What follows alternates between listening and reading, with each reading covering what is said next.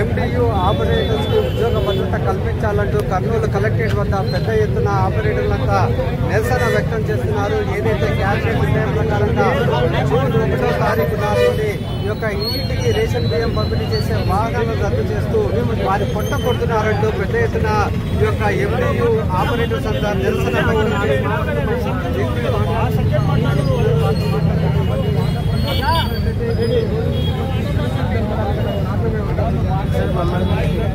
మేము ఇక్కడ రేషన్ బియ్యం అమలు చేస్తున్నామన్న అపోహలు చాలా మటుకు కొంతమంది డీలర్ల వల్ల బయటకుండి ప్రచారాలు చేసి మమ్మల్ని రోడ్డు పాలు తీసుకొని వచ్చి మా మీద లేనిపోని నిందలు పెట్టి ఈరోజు మమ్మల్ని ఇక్కడికి తీసుకొని వచ్చి నటువుల్లో నిలబెట్టేశారు.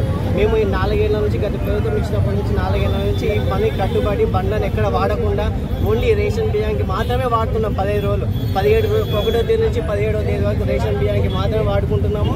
రేషన్ బియ్యం మాత్రమే సప్లై చేస్తున్నాము. దానికి మించి వేరే పర్సన్లు కూడా ఇక్కడ వాడుకోవడం లేదు. కరెక్ట్గా మేము ఇచ్చేది పబ్లిక్ ఇస్తున్నాము. పబ్లిక్లో ఎంక్వైరీ చేయడం లేదు.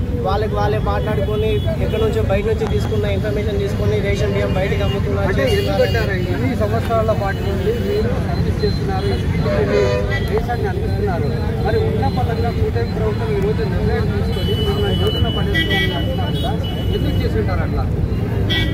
దాని గురించే మాకు క్లారిటీ కావాలని అడుగుతున్నాం సార్. దాని గురించి మాకు కూడా క్లారిటీ లేదు. ఎందుకు చేశారు అనేది మాకు కూడా క్లారిటీ ఉండాలి. కానీ నిన్న మన మంత్రివర్యులు చెప్పారు, ఇట్లా రేషన్ బియ్యము పక్కదారి పడుతున్నాయి, బండ్లు తీసేస్తే ఆ రేషన్ బియ్యం పక్కదారి పట్టేది కూడా కట్టెడ్ అయిపోతుందని. రేషన్ బియ్యం పక్కదారి పడుతున్నాయి అంటే వేరే వాళ్ళ నుంచి పడుతుంది. రేషన్ బియ్యం వెహికల్స్ నుంచి ఎక్కడ కావడం లేదు.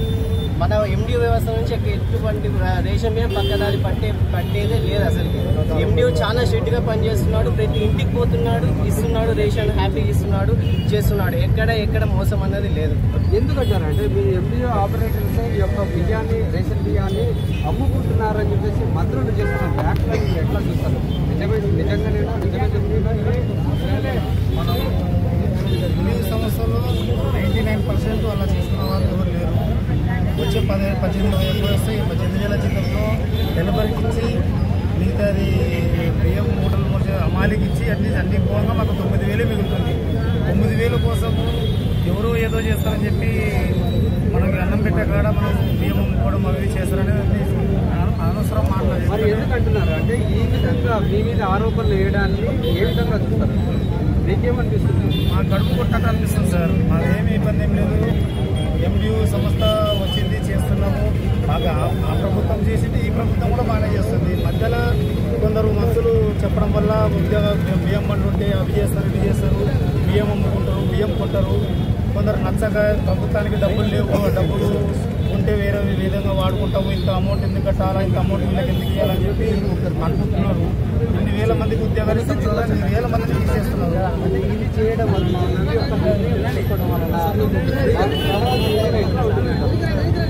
ఏముంది సార్, ఇప్పుడు అనుకోకుండా సడన్గా న్యూస్ రావడము, బియ్యం బండ్లు తీసేసామనడము, అది మా కడుపు మీద కొట్టినట్టుంది. సరే ప్రభుత్వానికి డబ్బు లేదు, సరే మీరు 14 నెలల నుంచి ఒక 5 నెలలు ఉంటుంది, 3 నెలలు ఉంటుంది, ఒక 6 నెలలు ఉంటుంది, తర్వాత తీసేస్తున్నాము సంవత్సరం చెప్తుంటే మేము కూడా ఏదో ఒకటి దావా చూసుకుంటుంటే ఇప్పుడు సడన్గా పొద్దు కూడిస్తే పిల్లలు స్కూళ్ళు ఉన్నాయి, ఇబ్బందులు ఉన్నాయి, ఈఎంఐలు ఉంటాయి, నమ్ముకొని బియ్యం బండ్లు నమ్ముకొని కొన్ని వస్తువులు తీసుకుంటాము, అన్ని ఇబ్బంది అయిపోతుంది. సడన్గా తీసేయడము, ప్రభుత్వానికి డబ్బులు లేకుంటే ఒక 3 నెలల 2 నెలల 6 నెలలు అని మనకు చెప్పి చేస్తే మేము కూడా ఏదో దావా చూసుకుంటాము. చెప్పండి, ఇప్పుడు ఈ యొక్క కూటమి ప్రభుత్వం తీసుకున్న నిర్ణయంపై మీకేమనిపిస్తుంది? మీ మీద ఎటువంటి ప్రభావం? ఉన్నపలంగా మా 9,260 మంది ఎండి ఆపరేటర్లు ప్లస్ మాకు సంబంధించిన హెల్పర్లు మొత్తం 18,000 పైచీలకు ఉన్నపలంగా రోడ్డు మీద పడిపోయాం సార్. దీని నుంచి మాకైతే చాలా ఇబ్బందిగా అనిపిస్తుంది. ఈ వెహికల్స్ వల్ల మేము చాలా ప్రజలకు చాలా సేవ చేశాం.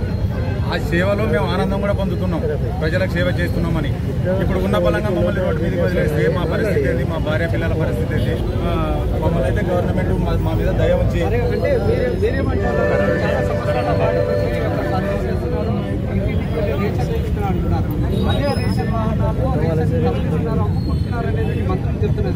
ఇటువంటి ఆరోపణలు మీకు ఎట్లా సార్? దానికి సంబంధించిన అధికారులు ఉన్నారు, ఎంఆర్ఓలు, విఆర్ఓలు, దానికి సంబంధించిన పౌర సరఫరాల శాఖ నుంచి అధికారులు ఉన్నారు. వాళ్ళని నిజంగా చేసే వాళ్ళు ఉంటే వాళ్ళని పట్టుకొని వాళ్ళని ఇమ్మీడియట్గా తీసేస్తే కూడా మాకు సంతోషమే సార్. ఎవరో ఒకరు చేసినామని చెప్పి అందరూ రాష్ట్రంలో ఉన్న అందరి ఎంపీ ఆపరేటర్ల మీద నింద మోపి మా వ్యవస్థని ఆపడం చాలా బాధాకరం సార్. ఇదైతే చెప్పండి, ఏంటి పరిస్థితి? ఎటువంటి న్యాయం జరగాలని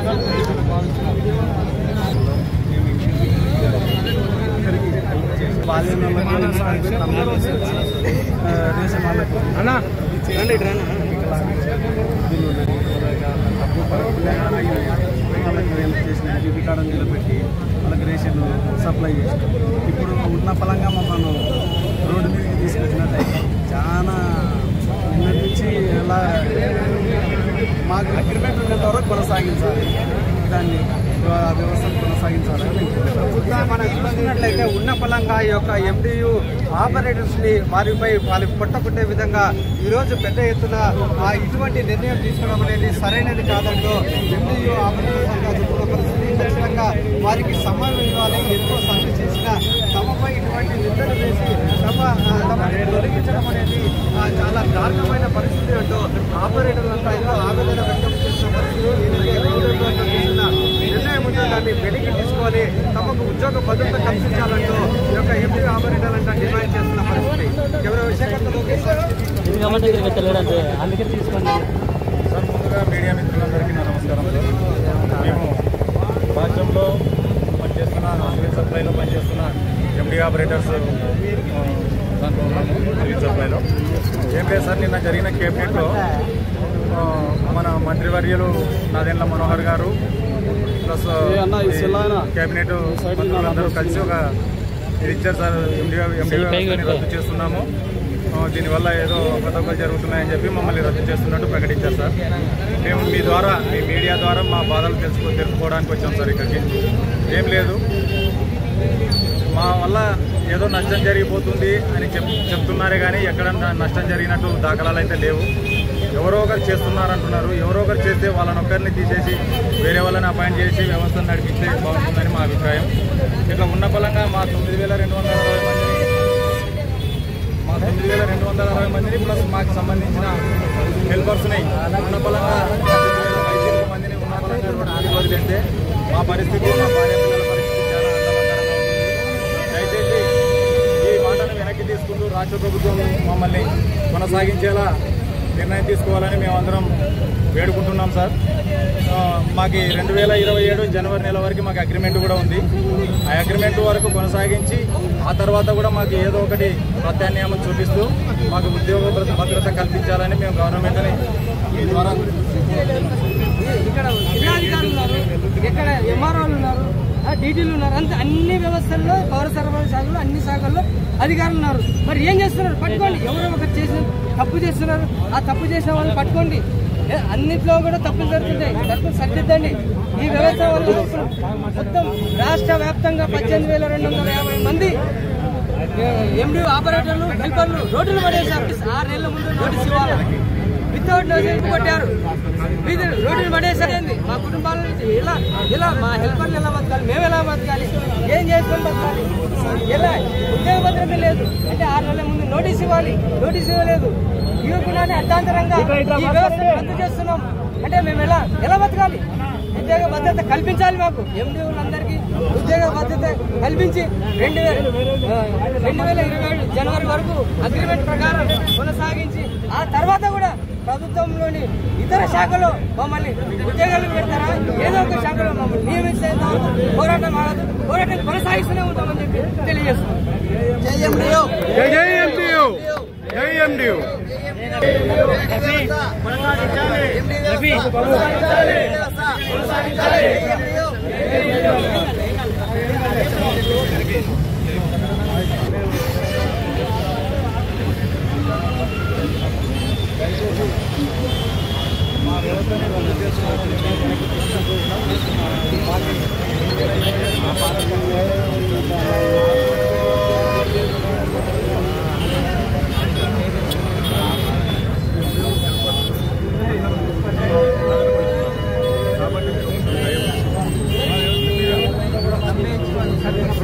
ఈ వ్యవస్థ బాగుందని ప్రజలు ఆ వ్యవస్థనే కోరుకుంటున్నారు. ఇప్పటికి కూడా ఇంటికే సరుకులు రావాలి, మాకు ఇంటి దగ్గరికే రావాలి. మేము ఈ ఉచిత పథకాలు ఇస్తా ఉన్నాను, దానికి భారం పడట్లేదా? ఇది ఎవడు అడుగుతారు? మరి నువ్వు ఇవన్నీ అడిగా చెప్పాము, ఏమన్నా ఉచిత బస్సు ఇవన్నీ గవర్నమెంట్ ఇచ్చేస్తాను చెప్పాము, అడిగారు. మా సరికి వచ్చేసరికి భారం పడుతూ ఉంది ఆయనకి. ఇది భారం పడుతుందని చెప్పి అంటాడు నాదల్ల మనోహర్ గారు, మినిస్టర్ గారు. వాళ్ళకి చేస్తున్నటువంటి సర్వీసు ఈరోజు ప్రజలు కూడా మమ్మల్ని మెచ్చుకుంటున్నారు. మరి ఈ ప్రభుత్వము కొన్ని చిన్న కారణాలు చూపించి మనం తీసివేయాలని వాళ్ళు మా మీద ఒత్తిడి తెస్తున్నారు. మరి అది ఎంతవరకు వాళ్ళకి సమంజసం అనేది వారి విజ్ఞతకే వదిలేస్తున్నాము. మరి ఈరోజు బడ్జెట్ పెడుతున్నాము, ఈ రేషన్ వెహికల్ వల్ల ఇంత బడ్జెట్ గవర్నమెంట్కి లాస్ అవుతుందని వాళ్ళు అంటున్నారు. కానీ మరి ఈరోజు ఉచిత బస్సులన్నీ వాళ్ళు ప్రభుత్వము అధికారంలోకి రావడం కోసం ఉచిత బస్సులు అన్నారు. ప్రతి నిరుద్యోగులకు 3,000 రూపాయలు జీవన వృద్ధి కల్పిస్తారు. మరి ఉన్న ఉద్యోగాలను తీసేసి వాళ్ళు ఇచ్చే ఉద్యోగాలు ఏంటి? మరి ఉన్న ఉద్యోగాలను వాళ్ళు కల్పిస్తూ ఉన్నటువంటి ఉద్యోగాన్ని వాళ్ళు కంటిన్యూ చేస్తే ప్రతి వ్యక్తి కూడా ఈరోజు మేము 9,260 ఎండి వాహనాలు ఉన్నాయి, దానికి సంబంధించినటువంటి హెల్పర్లు, ఆ విధంగా 18,000 మంది దీని మీద జీవనోపాధి కల్పిస్తున్నాము. మరి ప్రభుత్వము ఇలాంటి నిర్ణయాలు ఏ విధంగా తీసుకుంటుంది, వాళ్ళకి ఏ విధంగా ఇస్తున్నారు? మరి ప్రజలకు మంచి జరుగుతుంది తప్ప దీంట్లో ప్రతి వ్యవస్థలో కూడా ఒక 10 to 20% లోతుపాతులు ఉండొచ్చు. అది ప్రతి అధికారులకు కూడా తెలుసు. మరి ఎవరైతే తప్పు చేస్తున్నారో వాళ్ళని నిర్దాక్షిణ్యంగా పక్కకు తప్పించి నీతి నిజాయితీగా పనిచేసే వాళ్ళకి, వాళ్ళ కుటుంబాలకు వెన్నుదండుగా ఉండి మరి ప్రభుత్వము ఈరోజు ఉచిత బస్సులు అంటుంది. మరి అక్కడ బడ్జెట్ లేదా గవర్నమెంట్కి? ఎక్కడి నుంచి వస్తుంది అక్కడ బడ్జెట్?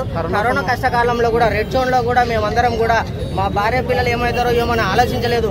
ప్రభుత్వం ఇచ్చినటువంటి ఈ సంకల్పానికి మేము ఒడిగట్టి ఖచ్చితంగా వాళ్ళందరికీ కూడా రేషన్ తినాలి. ఎందుకంటే ప్రతి పేదవాడు తినేది ఈ ఆహారమే కాబట్టి సెంట్రల్ ఇస్తున్నటువంటి స్కీమ్లు కూడా మేము ఆ రోజు వచ్చిన ఒక జీతానికి కూడా 2 డిస్ట్రిబ్యూషన్ చేసినాము. State distribution, central distribution. మాకు వచ్చిన జీతం కూడా ఒకటే. అయినా కూడా మేము ఆ రోజు అధైర్యపడలేదు. సరే పేదవానికి మేము సహాయం చేస్తున్నాము. ఆ సహాయం ఈ రోజు కాకపోయినా రేపు ప్రభుత్వం, ఏ ప్రభుత్వం అయినా వాళ్ళు మమ్మల్ని గుర్తించి మా కుటుంబాలకు వెన్నుదన్నుగా ఉంటారని మేము ఆ రోజు చేశాము. మరి మొన్న విజయవాడలో వచ్చినటువంటి వరదలకు కూడా మేము స్వతహాగా వెళ్ళి ప్రభుత్వము ఏదైతే హామీ ఇచ్చిందో దానికి మేమందరం కట్టుబడి మా సొంత ఖర్చులతో కూడా వాళ్ళకి ఆ రోజు ఊటాగా కూడా హెల్ప్ చేసినాం. మరి ఆ రోజు మీరందరూ కూడా చూసినారు, ప్రతి పత్రికా విలేకరులు కావచ్చు, మీడియా సమావేశంలో కావచ్చు, ఆ విలేకరుల వలన, ఆ వెహికల్స్ వలన ప్రతి ఇరుకు గల్లీలోకి కూడా పోయి వాళ్ళ ఇంటింటికి కూడా ఆ కష్టకాలంలో కూడా వాళ్ళకి మేము సరుకులు అందించినాం. మరి అవన్నీ కూడా ప్రభుత్వం ఎందుకు గుర్తించాడు అనేది మేము వారి విజ్ఞతకే వదిలేస్తున్నాము. మరి బడ్జెట్ లేదు అంటూ మాకు 2027 వరకు అగ్రిమెంట్ జరిగింది. సార్ మేము అనేదండి మా ఉన్న ఉద్యోగాలను తీసేద్దండి. మేము ఎంతోమంది నిరుద్యోగులము, డిగ్రీ చదువుకున్నాను నేను కూడా. కానీ ఏదో జీవనోపాధి లేని ఉద్యోగం కోసం పోయేదానికంటే ఉన్న ఉద్యోగంతో మన కుటుంబాన్ని కాపాడుకుందాము. మనకున్న పరిస్థితుల్లో ఈరోజు పిల్లలు చదువుకుంటున్నారు, మంచి ఎడ్యుకేషన్ ఇస్తున్నాము. కాబట్టి మాకు రోడ్డును పడేయకుండా కూడా గవర్నమెంట్ వీలైతే ఈ రేషన్ వెహికల్ని కంటిన్యూ చేయండి. దీనివలన ప్రభుత్వానికి అయితే ఎలాంటి నష్టం అయితే లేదు. లీగల్గా చూసుకున్నా కూడా వాళ్ళు అగ్రిమెంట్ ఏదైతే ఉందో అది 1-2 సార్లు వాళ్ళు ఆలోచించుకొని మాలాంటి నిరుపేదలకి ఖచ్చితంగా న్యాయం చేస్తారని కోరుకుంటూ, మరి లేదంటే వేరే అదనపు సోర్స్కైనా కూడా మమ్మల్ని వేరే ఉద్యోగానికైనా మాకు ఉద్యోగ భద్రత కల్పించి మమ్మల్ని ఆదుకుంటారని కోరుకుంటూ మీడియా ద్వారా నా పేరు మద్దిలేటి సార్. కంటిన్యూగా ఉండాలి. ముసలిళ్ళం 50 తెచ్చుకున్నాం, మళ్ళీ ఆటో ఖర్చులు ఇచ్చేది రూపాయి బియ్యం, నేను ఇచ్చేది 30 రూపాయలు 20 రూపాయలు అడుగుతాడు. ఫోను రాను 50 రూపాయలు అవుతుంది. 5 రూపాయల బియ్యానికి ఒకదాని 5 రూపాయలు 30 రూపాయలు ఖర్చు వస్తుంది. అంటే ఇప్పుడు ఈ బండి లేకపోతే ఎట్లా ఉంటుంది? బండి ఉండాలని అంటున్నాం సార్. స్టోర్ కాడ పోతే ఇంకా కూర్చోవాలి గంట, మళ్ళీ ఆటో ఖర్చు రాను. లేదు ఒకటి కొడుకులు లేదే ఉండలేదు. నేను ఒక్కదాన్ని ఏడమూడు కాలను నడిచేదే కష్టం. ఏం చేయాలి సార్? ఒక 4 స్కూళ్ళు 6 స్కూళ్ళు ఉంటాయి. ఈ ప్రకారం అయితే ఒక 5,000 వరకు రావాలి సార్. ఇంకా ఎక్కువ ఉంటే ఇంకా పెరుగుతుంది, తక్కువ అవుతుంది సార్. అలా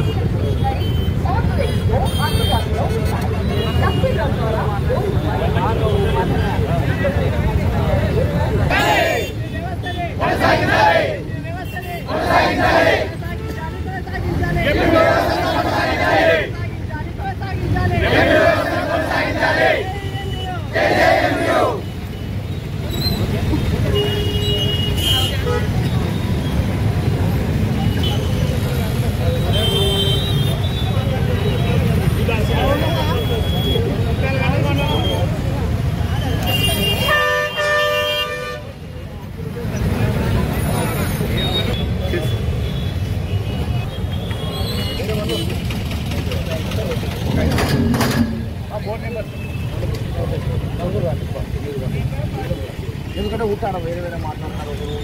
నలుగురు మీరు బాగా మాట్లాడుతున్నారు.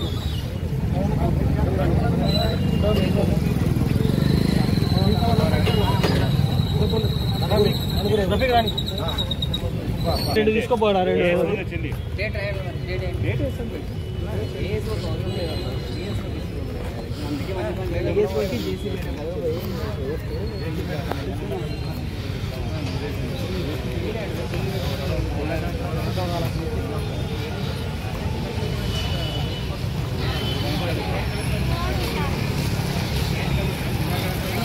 లోపల వెళ్ళడానికి పర్మిషన్ అందరికి ఇవ్వలేదు కాబట్టి ఒక 4-5 మంది మాత్రమే లోపలికి వెళ్తున్నాం. బయట పోలీసులు కలెక్టర్ గారి దగ్గరికి వెళ్ళడానికి పర్మిషన్ ఇవ్వలేదు అందరికీ, కాబట్టి ఇంత మాత్రమే వెళ్తున్నాం.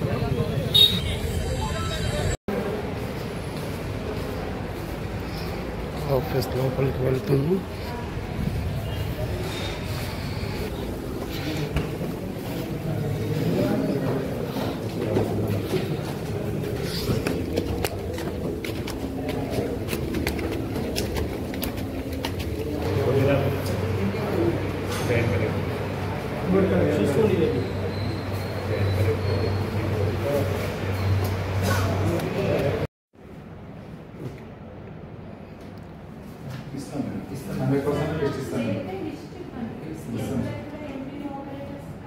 డీటెయిల్స్ పంచుతున్నారు అనేది లిస్ట్